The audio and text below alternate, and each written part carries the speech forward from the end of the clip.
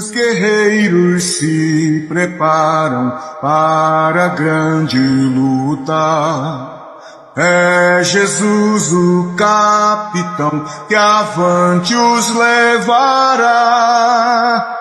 A milícia dos remigos marcha impoluta, certa que a vitória alcançará.